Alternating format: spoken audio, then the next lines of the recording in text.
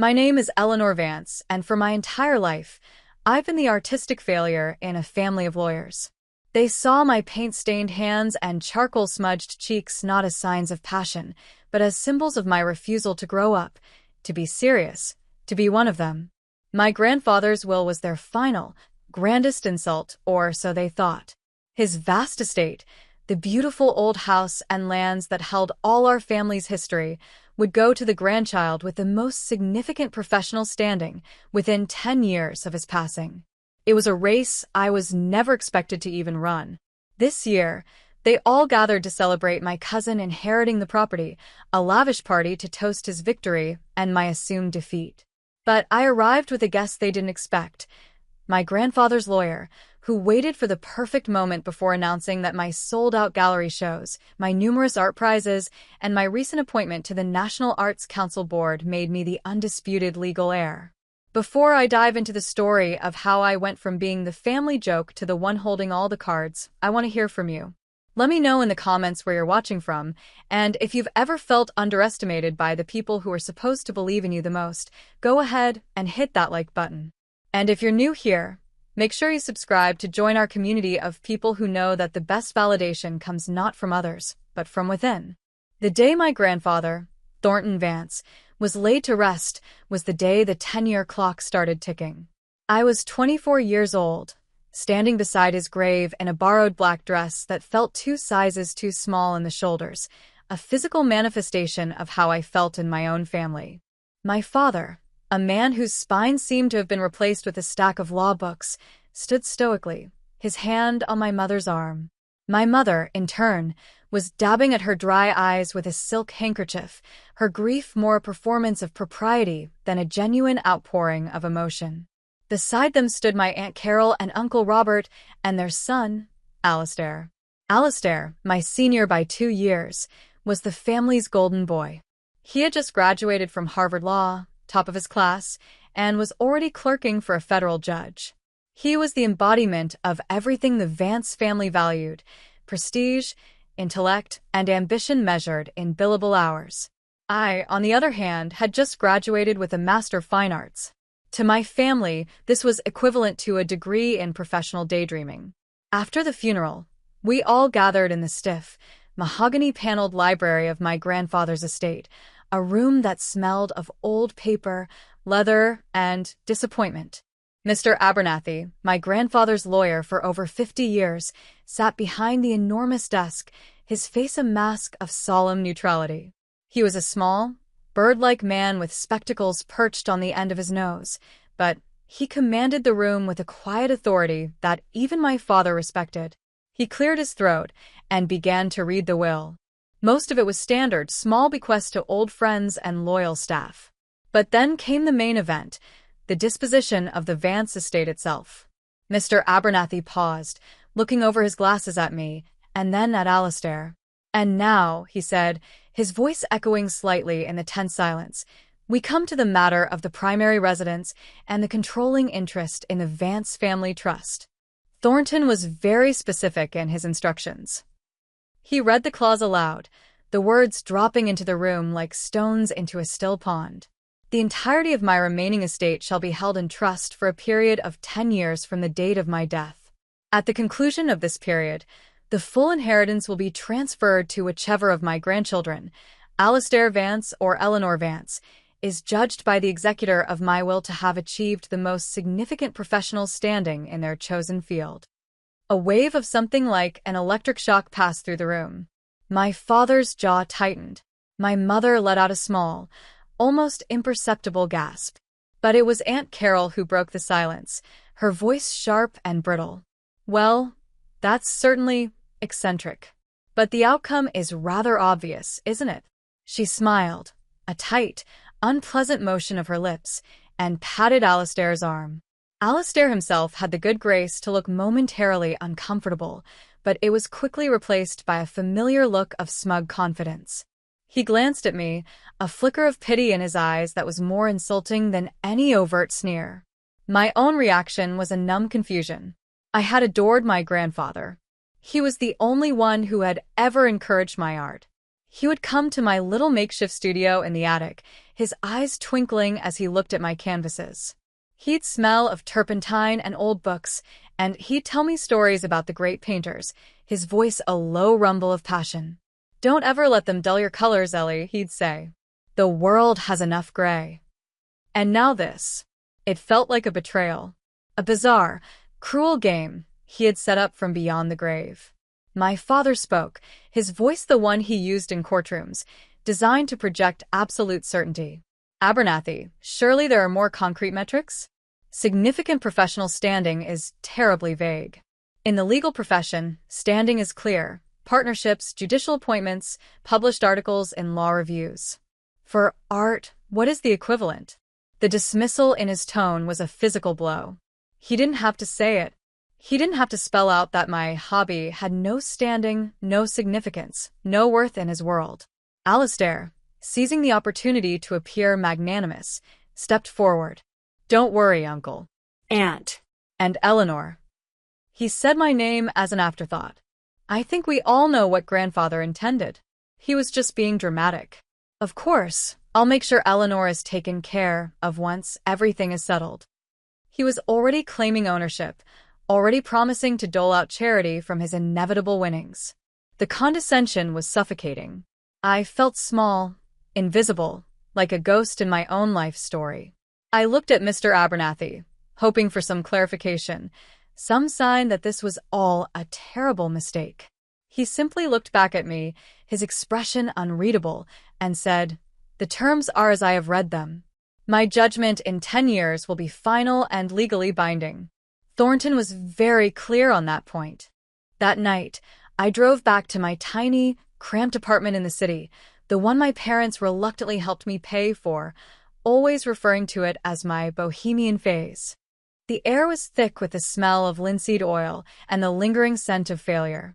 I looked at the half-finished canvas on my easel, a swirling vortex of blues and grays that mirrored the tempest in my soul. For the first time, I felt a deep, biting resentment toward my grandfather. Why would he do this? Why would he pit us against each other and shine such a harsh, public spotlight on my perceived inadequacies? It felt like he was mocking me, forcing me to compete in a game where the rules were written by my family's suffocating value system. I wanted to smash the canvas, to throw all my brushes and paints out the window, to surrender. It would be easier, wouldn't it?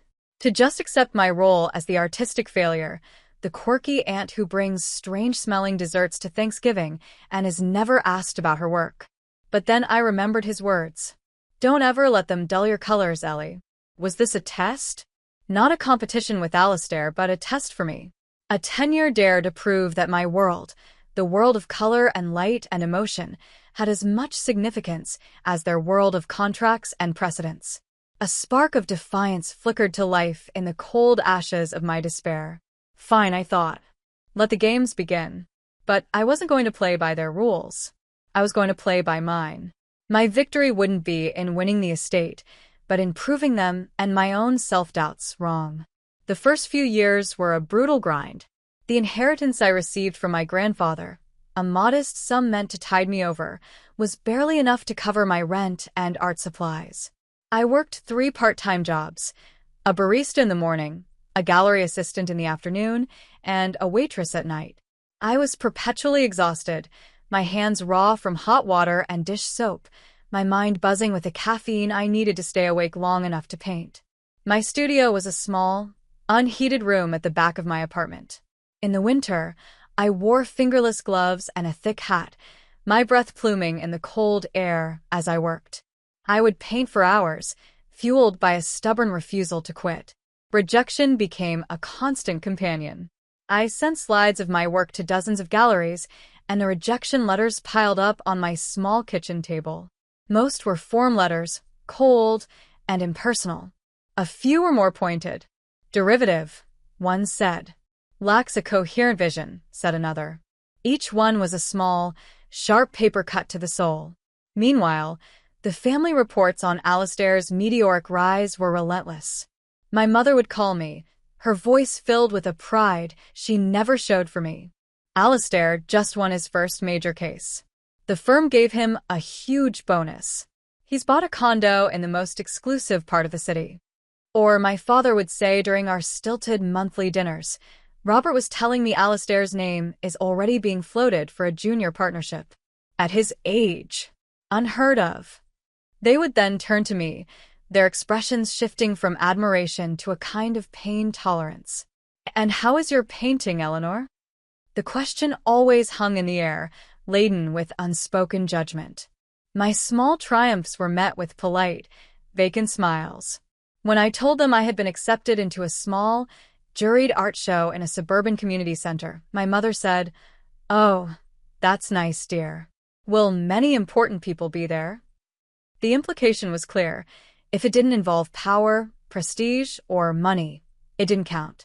One particularly brutal Christmas, about 3 years into the 10-year sentence, the family gathered at my parent house. Alistair arrived in a brand-new German sports car, impeccably dressed in a cashmere sweater that probably cost more than my rent for 3 months. He spent the entire evening regaling the family with stories of courtroom battles and high-powered negotiations. He was charming, witty, and utterly confident. I sat in the corner, feeling like a drab sparrow in a flock of peacocks. At one point, Aunt Carol, her voice dripping with saccharine concern, turned to me. "Eleanor, dear, I do hope you're being practical about all this. Art is a wonderful hobby, of course, but a person needs a real career. Have you thought about getting a paralegal certificate? With your family connections, I'm sure we could find you a position somewhere." The entire family nodded in agreement. It was a coordinated attack, a benevolent intervention designed to save me from myself. I felt my face flush with a hot, shameful blush. "I'm not looking for a position, Aunt Carol," I managed to stammer. "I am a painter. That is my career." Alistair laughed, a short, barking sound. "A career is something that pays the bills, Ellie. Last I heard, you were serving coffee to pay your rent." The humiliation was absolute. I wanted the floor to swallow me whole.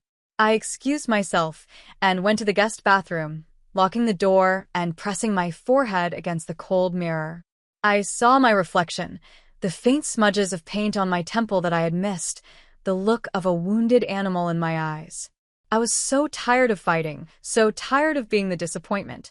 The thought of giving up was a seductive whisper. Maybe they were right. Maybe I was just deluding myself. That night, I called the only person I knew would understand. Liam. I had met him a year earlier. He was a musician, a guitarist in a struggling indie band, and we had bonded over our shared dreams and empty pockets. He answered on the second ring, his voice warm and steady. "Hey, you. You sound rough. What did they do to you this time?" I poured out the whole miserable story, the condescension, Alistair's jibe, the crushing weight of their expectations. I was crying by the end of it, thick, ragged sobs of frustration and hurt. Liam listened patiently, not interrupting, just letting me get it all out. When I was finished, he was quiet for a moment. Then he said, "Okay, so they're a bunch of soulless, money-grubbing robots with no appreciation for beauty. We already knew that. The question is, are you going to let them win?" "I don't know if I can do this, Liam," I whispered. "Maybe I'm not good enough." "Don't you dare say that," he said, his voice firm but gentle. "I've seen your work, Ellie. I've seen what you can do. You have more talent in your little finger than that whole family has in their combined billable hours. They don't get to define your worth. Only you do. So, are you going to let their gray, boring world paint over yours?" His words were like a splash of cold water. He was right. This was my grandfather's dare. This was my fight. Giving up would be the real failure. "No," I said, my voice stronger now. "No, I'm not going to let them win." "Good," he said. "Now get some sleep. Tomorrow you have work to do, and I'll be there to stretch your canvases." It was around this time that I met Julian Croft. He was a legendary artist, a recluse in his 70s known for his brutal honesty and his breathtakingly original work. I had been his gallery assistant for over a year, dusting his sculptures, answering his phone, and generally staying out of his way. I had never dared to show him my own work. He was a god in my world, and I was just a lowly acolyte. One evening, I was staying late to catalog some new arrivals. Julian came out of his studio, looking tired and irritable. He saw me sketching in a small notebook, an idea for a new piece. He walked over, snatched the notebook from my hands, and flipped through the pages. My heart hammered against my ribs. He was silent for what felt like an eternity, his brow furrowed in concentration. Finally, he looked at me, his gaze piercing. "This is garbage," he said, his voice a gravelly rasp. I felt the blood drain from my face. He wasn't finished. "It's timid. You're holding back. You're trying to paint things you think people want to see. You're afraid." "Why are you afraid?" The question hit me with the force of a physical blow. Because I was. I was afraid of the rejection letters, of my family's scorn, of not being good enough. It was all there, in the hesitant lines and the muddled colors. He saw it all. I don't know," I stammered. He tossed the notebook back at me. "Find out. Stop painting with your head and start painting with your gut. Your gut knows what it wants to say. Your head is just getting in the way. Now get out of here. And don't come back until you have something honest to show me." It was the cruelest and kindest thing anyone had ever said to me. He had dismissed my work, but he had seen me. He hadn't dismissed my potential. That night marked a profound shift. I went home and I destroyed the canvas I had been working on, slashing it with a palette knife. It was a cathartic act of violence against my own fear. I took out a fresh canvas and, with Liam's and Julian's words echoing in my mind, I began to paint. I painted the rage I felt my family.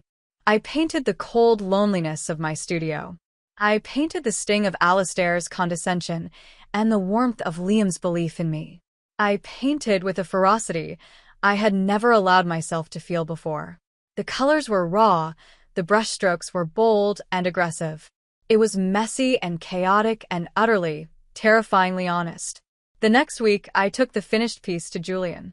I walked into his studio, my hands trembling as I held the canvas. He took one look at it, then looked at me. A slow smile spread across his weathered face. "There you are," he said softly. "I was wondering when you'd show up." That was the beginning. Julian took me under his wing. He was a relentless mentor, pushing me, challenging me, forcing me to dig deeper. He taught me about technique, yes, but more importantly, he taught me how to see, how to trust my own voice. Under his guidance, my work began to transform. It became bolder, more confident, more uniquely mine. The fear was still there, a low hum in the background, but now it was accompanied by a rising chorus of purpose. The 10-year clock was still ticking, but for the first time, I felt like I was running my own race, on my own terms. The estate was no longer the prize. The prize was the art itself. The next 5 years were a blur of frenetic activity and slow, incremental progress. The 10-year deadline loomed, a constant, low-grade pressure, but I learned to use it as fuel rather than a source of anxiety. With Julian's mentorship and Liam's unwavering support, my art evolved, and so did I. My first real break came in the 6th year. Julian, without telling me, submitted a portfolio of my new work to the prestigious Northwood Gallery in Chicago. I got a call one Tuesday afternoon while I was scrubbing dried paint off the floor of Julian's studio. The gallery owner, a woman named Sylvia Dean, had a voice that was both intimidating and electric with passion. "Your work has a raw, visceral power, Miss Vance," she said. "It's unsettling and beautiful at the same time. I want to offer you a solo show." I dropped the sponge. I couldn't speak. A solo show at Northwood was a dream I hadn't even dared to articulate. It was a major step up from the community centers and small co-op galleries I'd been showing in. I finally managed to say, yes, absolutely. The 6 months leading up to the show were the most intense of my life. I barely slept, living and breathing my work. Liam became my rock, my chief of staff, my everything. He managed my schedule, cooked my meals, and physically dragged me out of the studio for walks when he saw the obsessive gleam in my eye. He built custom frames for each of the 15 massive canvases I was creating for the show, his hands as calloused as mine. My family's reaction to the news was predictably lukewarm. I called my mother, my voice buzzing with excitement. "A gallery in Chicago? "How lovely, dear," she said, her tone the one she used for a neighbor's new patio furniture. "Will you be able to sell anything? You know, your father, and I do worry about your finances." I tried to explain the significance of the Northwood Gallery, but the words felt hollow, bouncing off her profound lack of interest. The subtext was always the same. Alistair had just been made a junior partner at his firm. His success was real, tangible, measured in a six-figure salary and a corner office. Mine was abstract, frivolous, a gallery show in a city she had no interest in visiting. They didn't come to the opening, of course. They had a prior commitment, a fundraiser for a judge my father was trying to impress. Part of me was relieved. Their presence would have cast a pall over the evening, their polite incomprehension a form of criticism more damning than any harsh review. The opening night was a terrifying, exhilarating whirlwind. The gallery was packed. People, strangers, were standing in front of my paintings, my raw, exposed soul, and they were looking, really looking. I saw them lean in, step back, whisper to each other. Sylvia introduced me to critics, collectors, and other artists. It was surreal. A well-known critic from the Chicago Tribune, a man named Marcus Thorne whose reviews could make or break a career, stood in front of my centerpiece, a chaotic, fiery explosion of reds and oranges titled Family Dinner, for a full 10 minutes. He just stared, his expression unreadable. I felt sick with nerves. The next morning, Liam brought me coffee and a copy of the Tribune. He opened it to the art section and laid it on the bed. There, under a bold headline, was a picture of my painting. The review began with a single sentence: "Eleanor Vance is not asking for your attention. She is commanding it." Marcus Thorne had understood. He wrote about the ferocious honesty and the brave vulnerability of the work. He called it a stunning debut from a vital new voice in contemporary art. By noon, the gallery was buzzing. By the end of the day, a small red had appeared next to Family Dinner. It had sold. By the end of the week, 12 of the 15 paintings were sold, including one to the contemporary art wing of the Art Institute of Chicago. I had not just had a successful show. I had a sold-out show. The check Sylvia handed me at the end of it had more zeros than I had ever seen in my life. It was more money than I had earned in the previous 6 years combined. For the first time, I could quit my part-time jobs. I could just be a painter. The success of the Chicago show changed everything professionally. Other galleries started calling. I was invited to participate in prestigious art fairs in Miami and New York. I won a national award for emerging artists, which came with a substantial grant. I was even featured in a glossy art magazine. My life was a whirlwind of shipping crates, gallery openings, and the intoxicating smell of fresh paint. My relationship with my family, however, remained stubbornly unchanged. They acknowledged my success in the only way they knew how, by trying to quantify it. "So, this gallery takes what? A 50% commission? That seems high," my father would remark. Alistair's firm just landed a massive new client. "The bonuses are going to be astronomical this year," my mother would add, as if to put my achievements back in their proper, smaller box. They never once said, "We're proud of you." They never asked about the meaning behind a piece or the inspiration for a series. It was as if I spoke a language they refused to learn. Alistair was even more dismissive. I ran into him at a charity event we had both, improbably, been invited to. He looked me up and down, his gaze lingering on my dress, which for once was a designer original I'd bought myself. Well, little cousin Ellie, playing the part of the successful artist," he said with a smirk. "It's a good thing you found a few rich people with questionable taste to buy your little paintings. But don't get too comfortable. In 2 years, the clock runs out. A partnership at a top-tier law firm has a certain permanence. Art fads, they come and go." His words were meant to sting, to remind me of my place. But something had shifted in me. His condescension no longer had the power to wound me. It just sounded pathetic. He was still playing the game my grandfather had set, still focused on the prize, while I had already won something far more valuable, a life that was authentically my own. I just smiled at him, a calm, genuine smile. I'm not worried, Alistair, I said. You focus on your permanence. I'll focus on my work. I walked away, leaving him standing there with a look of confused irritation on his face. The final piece of the puzzle arrived in a thick, cream-colored envelope with a government seal. It was the winter of the 9th year. I was in my new studio, a large, light-filled loft that I still couldn't quite believe was mine. The letter informed me that I had been nominated and subsequently approved for a 5-year term on the board of the National Arts Council. It was an unpaid, advisory position, but the prestige was immense.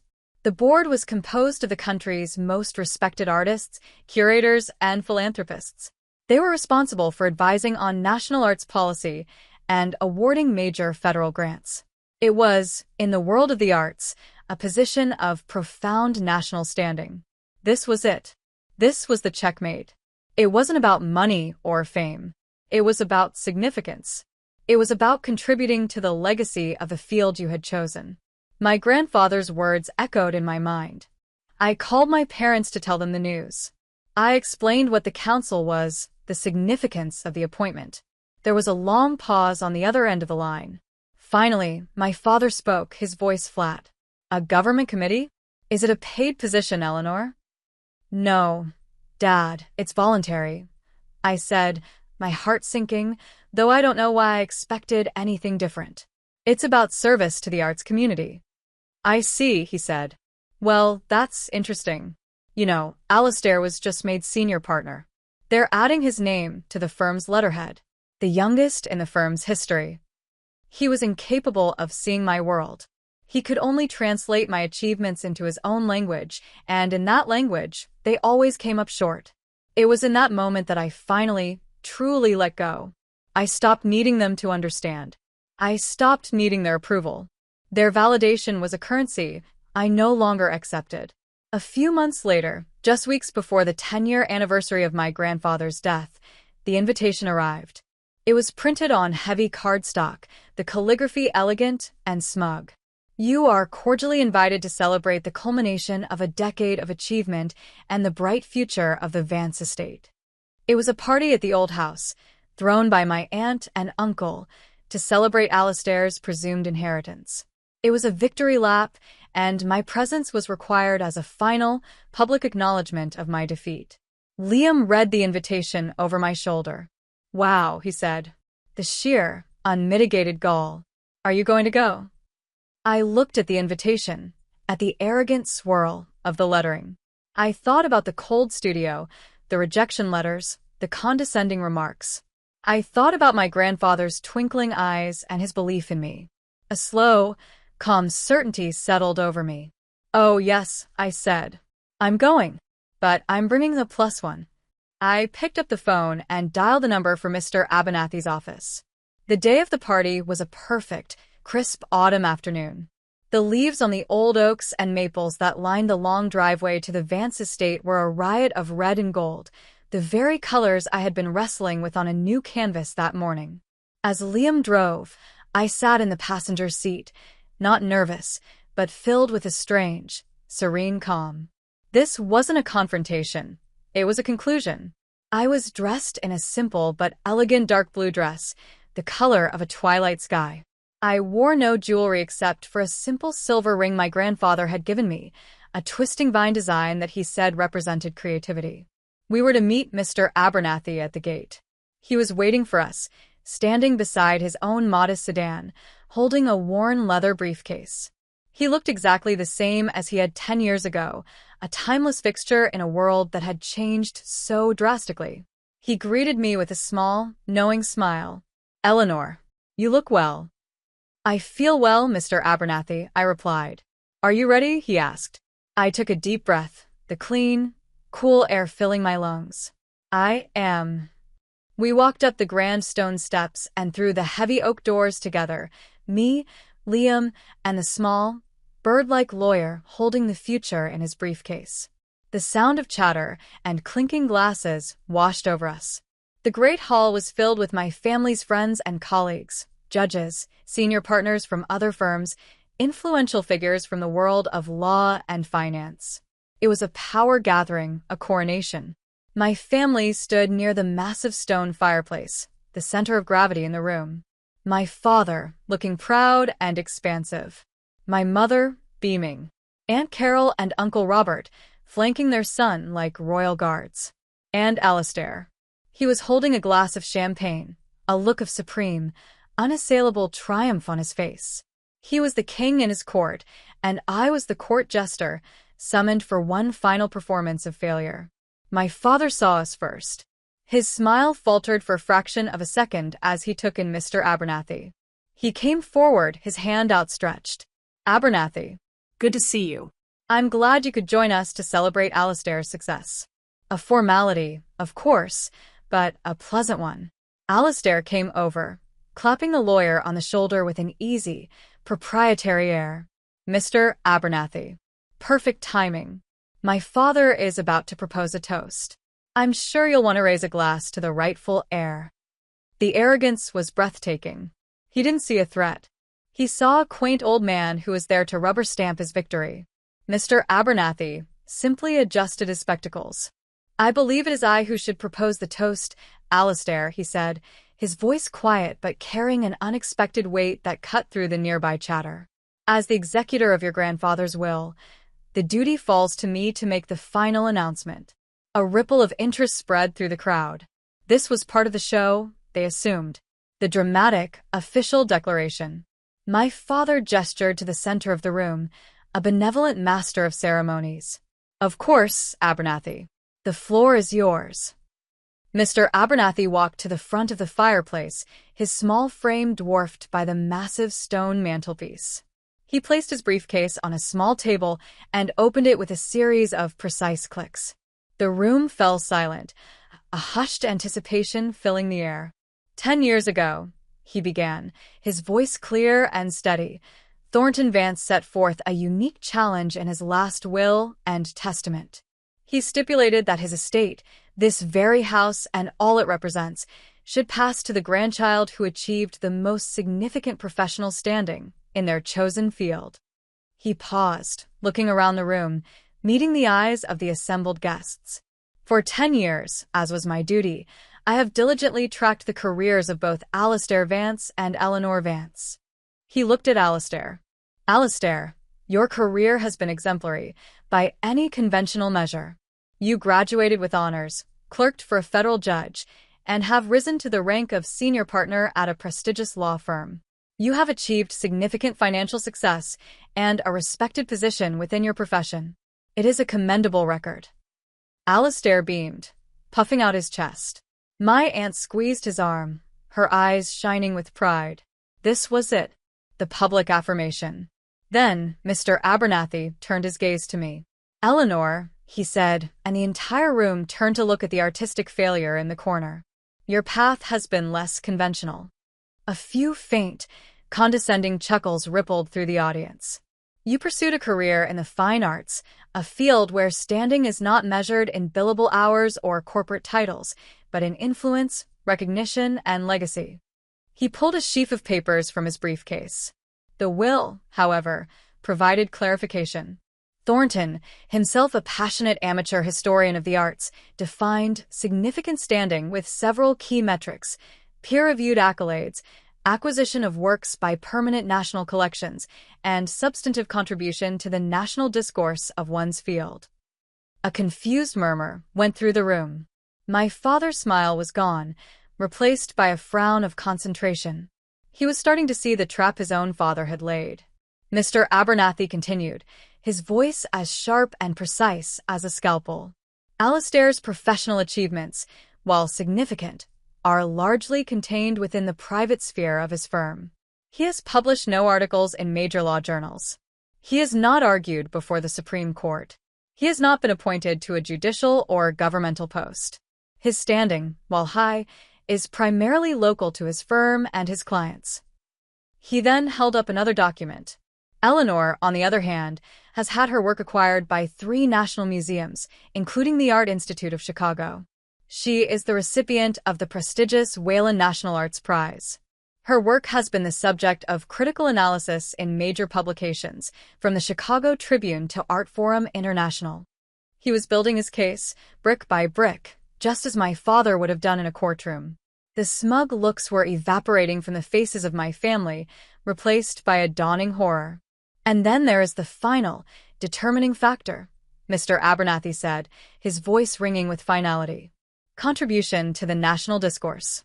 6 months ago, Eleanor Vance accepted an appointment to the board of the National Arts Council, a federal body that advises on and shapes the cultural legacy of this nation.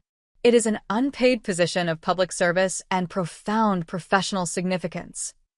He let the words hang in the air for a moment, a silence so deep I could hear the blood pounding in my ears. He looked directly at Alistair, whose face had gone from ruddy confidence to a pale, slack-jawed shock. A senior partnership in a private law firm, while lucrative, does not constitute a national professional standing. An appointment to a federal council that influences the nation's artistic heritage, however, unequivocally does. He closed the briefcase with a soft, final snap. Therefore, in accordance with the precise terms of the will and the evidence I have gathered over the past decade, it is my legal and fiduciary duty to declare that the sole heir to the Vance estate is Miss Eleanor Vance. The silence that followed was not just silence. It was a vacuum, a complete and total absence of sound. The clinking of glasses, the whispers, the self-satisfied murmurs, all of it vanished. My mother's hand flew to her mouth, and her champagne flute, forgotten, slipped from her other hand and shattered on the stone hearth, the sound unnaturally loud in the tomb-like stillness. Aunt Carol stared, her face a mask of disbelief, while my uncle just looked lost, his eyes darting from Alistair to me to the lawyer.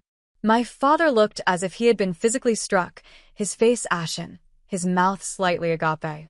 And Alistair's face was a mottled canvas of fury and humiliation. The king had been dethroned in front of his entire court. He stared at me, his eyes burning with a venomous hatred that was almost frightening in its intensity. He opened his mouth to speak, but no words came out. He was, for the first time in his life, utterly speechless. I didn't feel a surge of triumph or a desire to gloat. I just felt quiet. I had not sought this victory. I had simply done my work, followed my path, and the victory had come to me. I met my cousin's furious gaze, and for the first time, I felt a flicker of pity for him. He had spent 10 years chasing a prize, only to discover he had been running in the wrong race all along. The quiet in the room was finally broken by a single, sharp sound. It was Liam, standing beside me, who began to applaud. The stunned silence in the room fractured into a cacophony of angry, disbelieving whispers. My Aunt Carol was the first to find her voice, and it was a shriek of raw outrage. "This is preposterous. Abernathy, you can't be serious. This is some kind of joke." My father, recovering from his initial shock, stepped forward, his lawyerly composure returning like a suit of armor. "Now, let's be rational," he began, his voice tight with barely controlled fury. "The term significant standing is clearly open to interpretation. I think there are grounds to contest this. As senior partner at one of the nation's top firms, this is a gross misinterpretation of my father's intent." Mr. Abernathy did not flinch. He calmly reopened his briefcase and produced another file. "Thornton anticipated this reaction," he said, his voice dry. He attached an addendum to the will, a 15-page document outlining his personal philosophy on the definition of significance. He cites historical precedents, from the patronage of the Medici to the establishment of the National Endowment for the Arts. He was, as you know, a meticulous man. He handed the file to my father. "You're welcome to review it. And you are, of course, welcome to contest my execution of the will. Be advised, however, that the will also contains a no-contest clause. Any beneficiary who challenges the will and loses forfeits their entire inheritance, including all minor bequests." Checkmate. My grandfather, the quiet historian and art lover, had thought of everything. He had built an ironclad legal fortress around his final wish. My father stared at the file in his hand as if it were a venomous snake. The fight drained out of him, replaced by a look of weary, bitter defeat. Alistair finally found his voice a low, guttural snarl. He wasn't looking at the lawyer, he was looking at me. You. You planned this.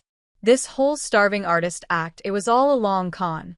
You manipulated him. You manipulated everyone. His accusation was so absurd, so far from the cold, lonely reality of the past 10 years, that I almost laughed. The long nights, the rejections, the constant self-doubt, the sheer, grinding work, he saw none of it. He could only see a world of schemes and manipulations, because that was the world he inhabited. I didn't answer him. I didn't need to. The truth was hanging in the air, plain for everyone to see. I simply turned to Mr. Abernathy. "Thank you for carrying out my grandfather's wishes so diligently," I said, my voice clear and calm. Then I looked at Liam, whose eyes were shining with a fierce pride that was worth more to me than the entire estate. "Shall we go?" I asked. He took my hand, his fingers lacing through mine, a warm, solid anchor in the storm. We walked out of the great hall, leaving the wreckage of my family's expectations behind us. No one tried to stop us. As we passed through the heavy oak doors, I heard my Aunt Carol let out a broken sob, the sound of a world crumbling. The days that followed were a surreal ballet of awkward attempts at revisionist history. My mother was the first to call. Her voice was bright, cheerful, and utterly devoid of any acknowledgement of the catastrophic scene at the party. "Eleanor, darling, I was just thinking, we must have you over for dinner. And we absolutely have to talk about the house. I have some wonderful ideas for redecorating the sunroom. We could turn it into a proper studio for you." It was a breathtaking attempt to simply erase the past 34 years of dismissal and pivot as if she had been my biggest champion all along. The whiplash was dizzying. A week ago, my art was a hobby. Now that it came with a multi-million-dollar estate, it was worthy of a sunroom. The first true boundary of my life rose up inside me, solid and clear. "Mother," I said, my voice polite but firm, "I won't be making any decisions about the estate right now. And we're not going to pretend that the last 10 years didn't happen. When I am ready to discuss the house, I will do so in a formal meeting with you and Dad and Mr. Abernathy. Not over the phone." There was a shocked silence on the other end. I had never spoken to her like that before. "Well," she finally said, her voice frosty. "There's no need to be so formal, Eleanor. We're family." "Yes," I said. "And we need to start acting like it. I'll be in touch." I hung up the phone, my hand trembling slightly, but my heart was steady. It was a small victory, but it felt momentous. Alistair ambushed me a week later. He was waiting for me outside my studio, leaning against the wall, looking haggard and furious. "We need to talk," he said, blocking my way. "There's nothing to talk about, Alistair," I said, trying to walk around him. He grabbed my arm. "Don't you walk away from me. You stole my life. That house, that legacy, that was mine. You cheated." I pulled my arm away, a flash of hot anger cutting through my calm. Cheated? I cheated by working my tail off for a decade? By pouring my heart and soul into something I love? By achieving exactly what grandfather asked for? I looked him straight in the eye. "You didn't lose because I cheated, Alistair. You lost because you and everyone else in this family so profoundly underestimated me that you never even considered me a contender. You're not angry at me. You're humiliated because you were beaten by the one person you never even saw as a player in the game. That's a you problem, not a me problem." He stared at me, his face a mess of conflicting emotions. The anger was still there, but underneath it, I saw a flicker of something else. A dawning, painful understanding. I had held up a mirror, and he didn't like the reflection. He said nothing else. He just turned and walked away, his shoulders slumped in defeat. I never saw that arrogant, cocksure version of him again. The most difficult conversation was with my father. He asked me to meet him for lunch at a quiet, old-fashioned restaurant, the kind of place he favored. He looked older, smaller than I remembered. He fidgeted with his silverware, unable to meet my eyes. "I've been reading your grandfather's addendum," he said quietly. He was a remarkable man. He saw things I didn't see. He finally looked at me, and for the first time, I saw not a lawyer, but just my dad, a man grappling with his own failings. He writes about you, about your first finger paintings, about a sketch you did of him when you were 10 that he kept in his desk all those years. He believed in you, Eleanor. In a way, I failed to. It wasn't an apology, not exactly, but it was the closest he was capable of getting. It was an admission, a crack in the fortress of a certainty. I know he did, I said softly. He was trying to tell you something, Dad. Not just about me, but about what significance really means. It's not just about money and status. He nodded slowly. I'm beginning to understand that. The chasm between us was still there, a vast canyon carved out by decades of misunderstanding. But for the first time, it felt like there might, someday, be a bridge. A year passed. I didn't sell the estate. The thought of my family redecorating it, of turning my grandfather's sanctuary into a monument to their values, was unbearable. And living there myself felt wrong, like rattling around in a history that was only partly mine. So, with Liam's help, I did the one thing I knew my grandfather would have loved. I used a portion of the trust to establish the Thornton Vance Foundation for the Arts and turned the estate itself into a residency, a place where talented, struggling artists could come to live and work for a year, free of charge. A place where they could find the time and space to create, without having to serve coffee or wait tables to pay the rent. A place where their colors would never be dulled. My relationship with my family found a new, strange equilibrium. They were polite, distant. They treated me with a newfound respect that was clearly tied to my new status as the head of a foundation and the owner of the family's most valuable asset. Their attempts at connection felt clumsy, transactional. They would send me articles about art auctions or ask my opinion on a piece of corporate art for their lobby. They were trying to speak my language, but they were still using a phrasebook, sounding out the words without understanding the grammar. I accepted their awkward offerings for what they were, a flawed, incomplete attempt at reconciliation. It wasn't the warm, loving family I had once craved, but it was something. And I had discovered that it was enough. One crisp autumn afternoon, exactly a year after that fateful party, I was walking the grounds of the estate. The first cohort of resident artists had been there for a month, and the old house was alive with a new kind of energy. The scent of oil paint and clay mingled with the smell of burning leaves. Laughter echoed from the old carriage house, which was now a pottery studio. In the main lawn, a young sculptor was welding a massive, abstract piece of steel, the sparks flying like angry fireflies. I saw a young woman, no older than I was when the 10-year clock started, sitting under the great oak tree, sketching furiously in a notebook. She had that familiar, hungry look in her eye, the same mix of terror and exhilaration that I knew so well.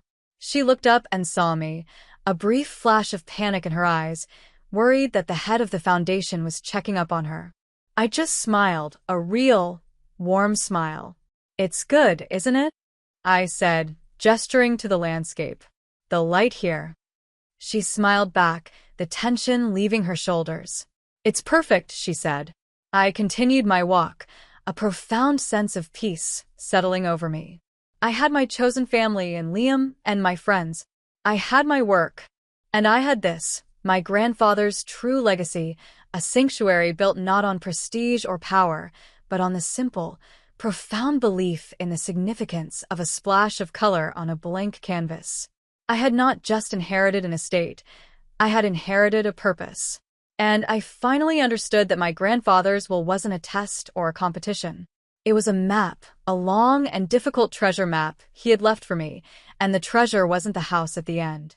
It was the person I had to become to get there. And that brings us to today. It took me a long time to realize that seeking validation from people who are incapable of giving it is a battle you will never win. My family's definition of success was a box, and for years I tried to contort myself to fit inside it, all while pretending I was on the outside. The greatest gift my grandfather gave me wasn't the estate. It was the permission to build my own world, with my own rules. He knew that true significance isn't something that's given to you. It's something you create, brushstroke by painful, joyful brushstroke. I'd love to hear your own stories. Have you ever had to fight to have your passion taken seriously? Share your experiences in the comments below, because every story shared helps someone else feel less alone. Don't forget to like this video if my journey resonated with you, and please subscribe to the channel for more stories about finding your own path. Thank you so much for joining me today. Remember, being underestimated can be a superpower. It allows you to work in the dark, to build your strength without scrutiny, so that when it's your time to step into the light, you're not just ready, you are brilliant.